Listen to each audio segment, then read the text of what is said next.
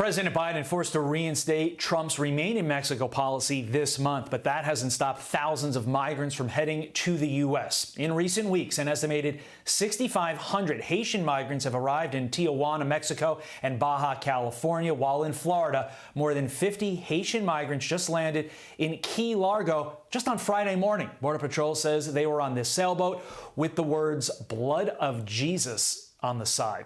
Former acting DHS Secretary Chad Wolf joins us now to react. Chad, thanks for being here. Merry post-Christmas to you.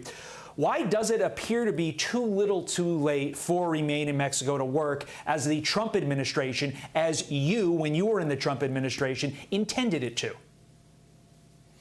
Well, I think a lot of this has to do with the messaging as well as the policies of the Biden administration. And I think what the migrants know and what the cartels and the other smugglers know is that this administration is not serious about border security and immigration enforcement. So even though they're reinstating Remain in Mexico, they have redesigned that program, I think, with a number of loopholes that allow it not to be nearly as effective as we had it operating under the Trump administration. So there's a number of things they could be doing on that border to send a signal that it's not okay to come here. But I think, unfortunately, everything that they're doing and saying continues to encourage folks to make this illegal journey and to come in thousands of folks approaching that border every single day.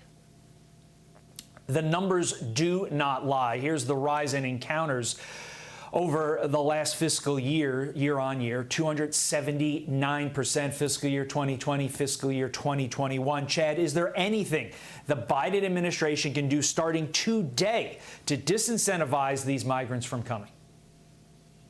Well, absolutely. And I think first and foremost is they need to make sure that there's a consequence to the illegal behavior. So as individuals cross that border, which is a crime, they need to be removed back to their home countries if they don't qualify for asylum, and we know that about 90% do not qualify for asylum.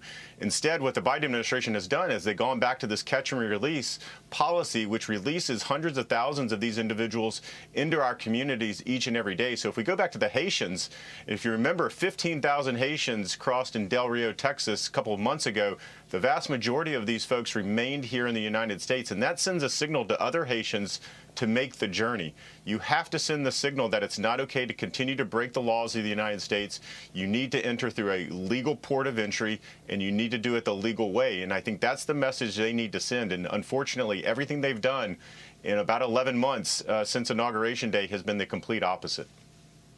Okay, 45 seconds on this final answer, Chad. Christmas is the season of hope. Is there anything that you are seeing behind the scenes through your channels being in this business that gives you any hope that the Biden administration is going to do the right thing going forward in 2022? Well, I would say there's little hope. Obviously, they've reinstituted the Remain in Mexico program. Again, it's not as effective as it could be. The DHS secretary mentioned building small portions of the wall. It's not nearly enough, as they need to continue to build construction on that wall. There's small things they need to be doing, but at this point, they're so far behind the 8 ball as far as dealing with the crisis. They need to do some pretty dramatic things to get this under control. It is a shame that you guys in the Trump administration had this thing. Look, not perfect. You're never going to solve immigration perfectly, but you had it rather under control. And the last 11 to 12 months has been an abject disaster for our nation. Chad Wolf, we appreciate your time this morning. Merry Christmas to you. I'm Steve Doocy. I'm Brian Kilmeade. And I'm Ainsley Earhart. And click here to subscribe to the Fox News YouTube page to catch our hottest interviews and most compelling analysis.